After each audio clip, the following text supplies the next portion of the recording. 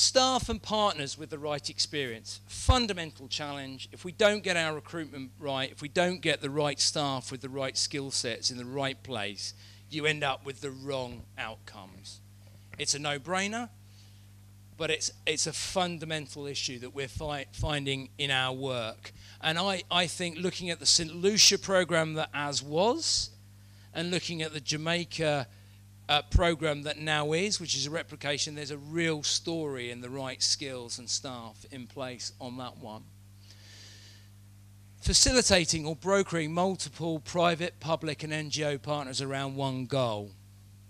It's an incredible challenge, and we should be really clear. One thing that the private sector can't bear is if you don't come in and make your agenda crystal clear. So if you come in thinking we've got to change the way they work, and you bring that onto the table 9 months after starting conversation, they'll probably walk away. They are mature enough to sit down and say, this is our agenda, this is what we're trying to achieve. Let's have a discussion. We face the same issue with government, and let's be quite honest about this. We face the same challenges by working with government. Thirdly, a peculiar issue for Oxfam is phasing from short-term humanitarian work to long-term development work, where you take a completely different approach.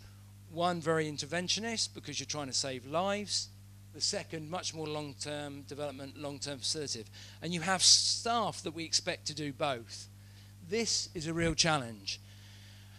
And SMS, there's going to be another conversation later in the week of what SMS means for working with the private sector, but I think you in this region, above all others, know that that will be an enormous challenge, that other affiliates, we have Oxfam America in the room, but certain other affiliates will fundamentally oppose working with the private sector, and we've got to work that out as an organisation. It is a challenge. Some of the external challenges we're facing, financial crisis. Financial crisis has really changed the terms of the debate at the private sector. It's affected their ability to survive. So this is not the best time to be having conversation of taking risks and risks around profit. The places we go often don't have a private sector.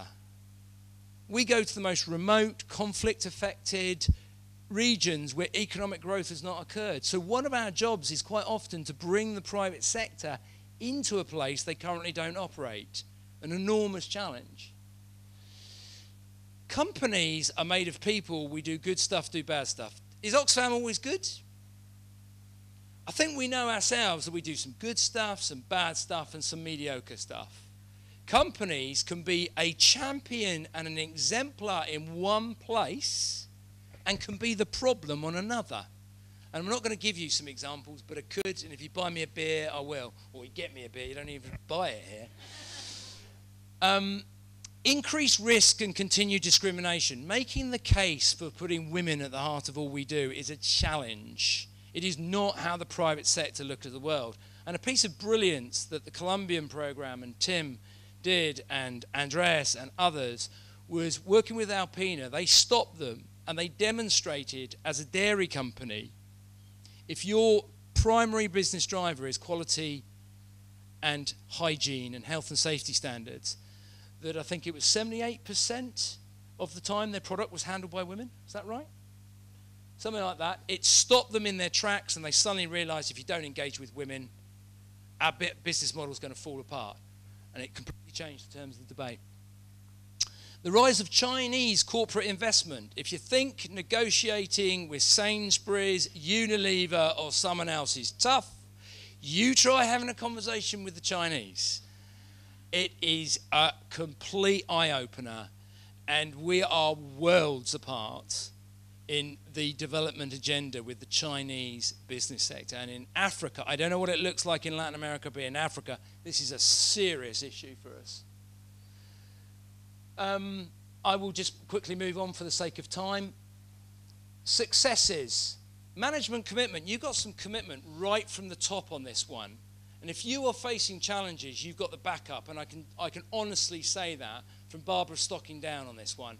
That's quite unusual. When you're trying to be innovative, actually having your managers go on, be innovative, that's quite extraordinary.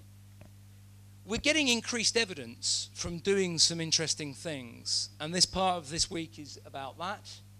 We've got some good, strong gendered market analysis tools that help us actually understand where we can intervene with the private sector. Externally, there is increased understanding of a shared commercial and development agenda. This is a conversation the private sector is having with themselves. You've got consumer and resource constraints. Northern companies are running out of customers, they're looking for emerging markets, and they've got supply constraints coming up. We've got new sources of money coming in, and we've got an increasing number of forums talking about this.